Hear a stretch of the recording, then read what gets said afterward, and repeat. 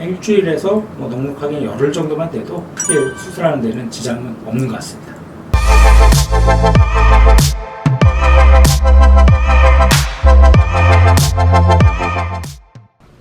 안녕하세요. 모티브 성형외과 박재희 원장입니다.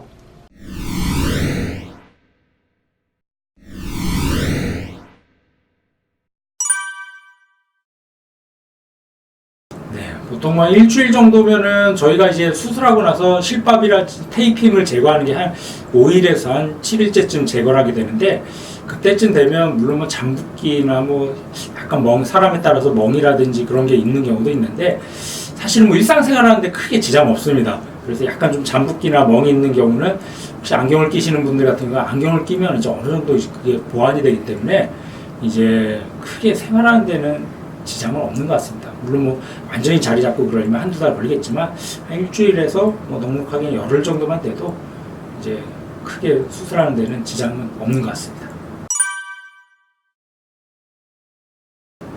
네, 보통 이제 눈 밑에 이제 나이가 들면서 지방이 볼록 나오고 이제 고랑이 지게 됩니다. 노화의 현상 때문에.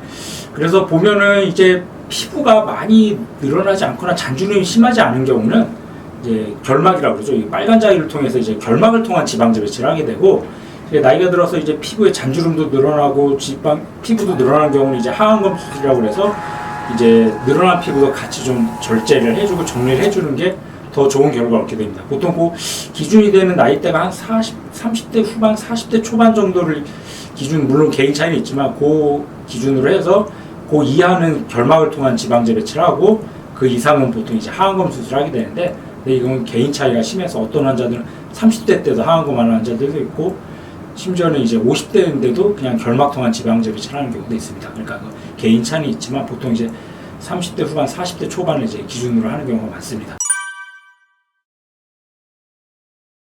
네, 한번 실제 사진 한번 보면서 설명드리겠습니다.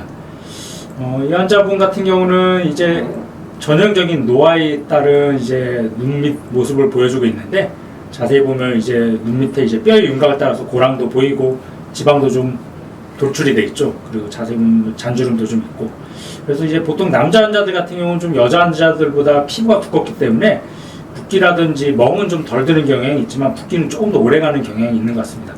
그래서 이 환자분도 이제 하안검 통한 이제 지방제 배치 수술을 해줬는데, 그래서 이게 5일째 실밥 뽑았을 때 테이핑을 제거하고 실밥을 제거했을 때 사진입니다. 지금 보시면은 약간 좀 붓기나 좀 살짝 멍이 약간 든 정도인데, 생각보다 그렇게 환자 말씀하시기로는 그렇게 불편하고 어색하지 않다, 그렇게 이제 말씀을 하시고, 이제 이 사진이 이제 두 달째 사진입니다. 두 달째 사진 보면은 잠붓기까지 거의 다 빠지고, 흉도 실밥 뽑았을 때는 이렇게 약간 좀 불그스하게 보이는데, 한 두어 달 정도 지나면 흉도 많이 좀 옅어지고 잠붓기도 빠지면서 좀 자기가 잡아가는 모습을 보일 수 있습니다. 그래서 이제 수술 전하고 후를 비교해보면 한결 이제 눈 밑에 고랑이라든지 잔주름이라든지 지방 돌출 정도가 개선되면서 훨씬 더 젊어 보이고 좀 이제 시원한 눈매를 가지는 걸 볼 수 있겠습니다.